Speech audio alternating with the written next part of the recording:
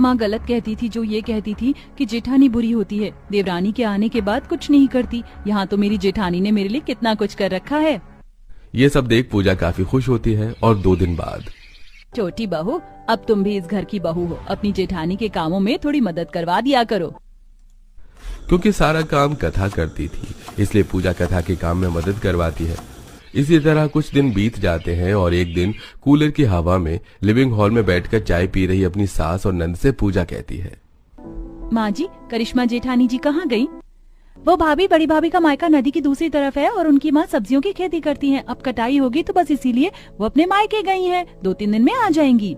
बहू, जब तक तेरी जेठानी नहीं आ जाती तुझे ही घर संभालना होगा। अब जल्दी से सबके लिए खाना बना दे, उसके बाद घर की सफाई करना। अब तुम घर की औरतें सिर्फ बातें ही करोगी या घर के काम भी करोगी? सही कहती थी माँ। देवरानी के आने के बाद जेठानी कुछ नहीं करती। बहाने बना कर गई है मेरी जेठानी ताकि मुझे घर का काम करना पड़े।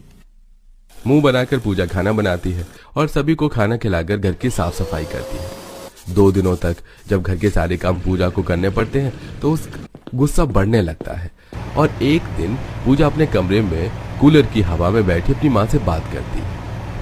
मैं तो तुझे पहले ही समझा रही थी, जाते ही घर के कोई काम मत करना। जेठानी देवरानी के आने के बाद काम नहीं करती। अब वो इसी तरह बार बार मायके जाती रहेगी और तुझे पूरा घर संभालना पड़ेगा।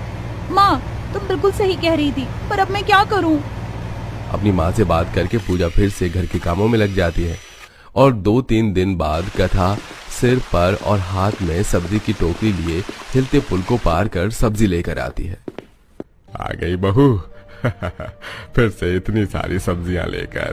तुम्हारा मायका नदी के उस पार है, इसलिए सब्जियों की तो कोई परेशानी ही नहीं है हमें।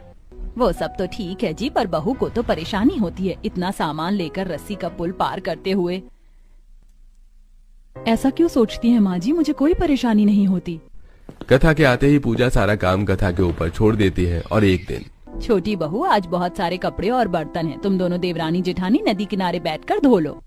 सास के कहने पर न चाहते हुए भी पूजा गंदे कपड़े और बर्तन लेकर अपनी जेठानी के साथ नदी किनारे बैठकर बर्तन धोती है और पूजा कपड़े धोने लगती है। तभी वहां दिवाकर आता है। भाभी, शायद आपकी भाभी की डिलीवरी हुई है। आपकी माँ बहुत परेशान है, उन्होंने आपको बुलाया है, अभी उनका फोन आया था। फिर तो मुझे जाना होगा घर पर।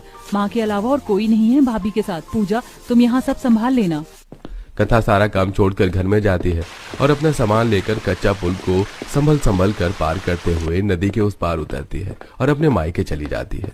नौकर बना कर रख दिया मुझे, फोन आते ही नंगे पैर अपने मायके भाग गई। पूजा गुस्से में सारे बर्तन और कपड़े धोकर घर में जाने लगती है।